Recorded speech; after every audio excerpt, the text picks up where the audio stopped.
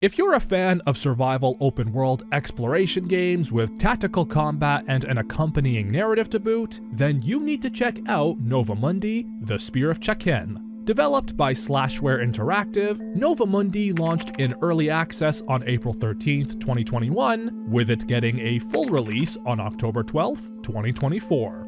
Ever since its announcement, NovaMundi has changed significantly both in terms of its scope of gameplay and in narrative.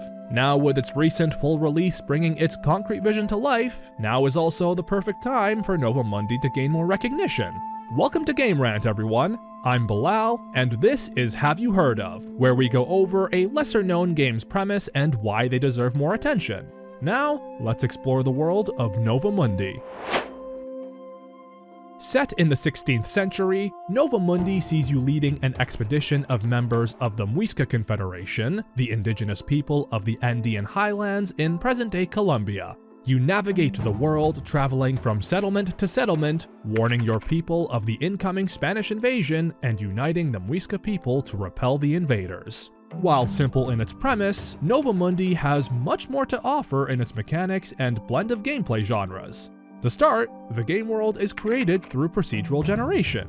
This means every single playthrough is a unique one with a different starting position, map layout, enemy placement, and such. Next, there's RPG elements through quests. Tribespeople encountered in settlements offer various tasks of different scales which are accomplished in the world, such as eliminating a camp of an enemy tribe or placing a gem at an altar as an offering to a god. You can also stumble upon random encounters, including brief narrative quests like investigating a location, or more literal encounters such as an enemy ambush. Moving on, there's the survival element with resource management for your party, such as making sure there's enough food, having the right ingredients for treating illnesses, stocking up on weapons and armor, and healing your party after combat. Oh yeah, that's another crucial mechanic in this game: combat. Combat is in real-time tactical strategy, working similarly to the Total War series. There's a preparation phase where you create your party formation, assign certain party members to attack specific enemies, and then there's the actual combat where you adapt to the tides of battle to determine how you'll progress. Followed by battle is the post-battle report showing your party members who either leveled up or were slain, and then all obtainable loot from the enemies you just fought. Even the enemy variety is quite diverse, with there being the Spanish, rival indigenous tribes, and even a lot of animals. Lastly, there's the element that brings all the above together: dungeon crawling. Well, cave crawling, but essentially the same thing.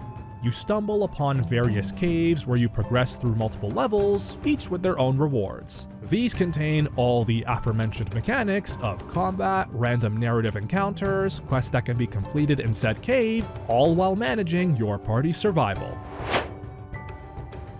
And that about sums up NovaMundi's premise. Slashware implemented quite a mix of open-world exploration, RPG, survival, real-time strategy, and dungeon crawling into the game. However, it was quite a journey to arrive at the NovaMundi we have today.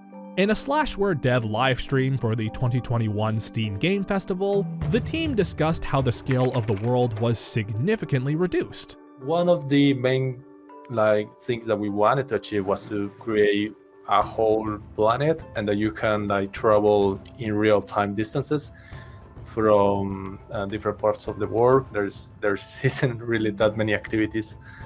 So I remember that we scoped it down basically because of that.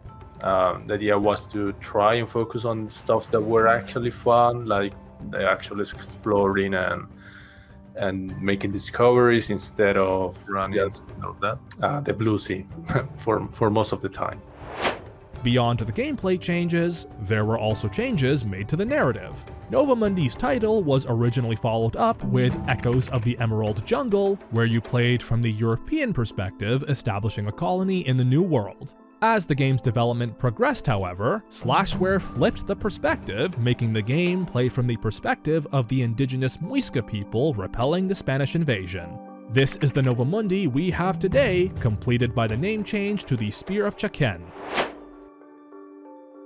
To sum up, NovaMundi, The Spear of Chaken is a surprisingly more complex open-world exploration game than meets the eye. It borrows elements from various genres of games to shape its own identity.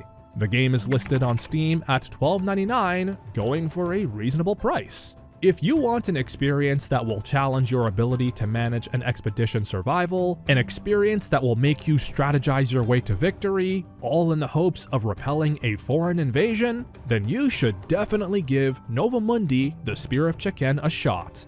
And with that said, thanks for watching Have You Heard Of? This has been Bilal from Game Rant, and we'll see you next time.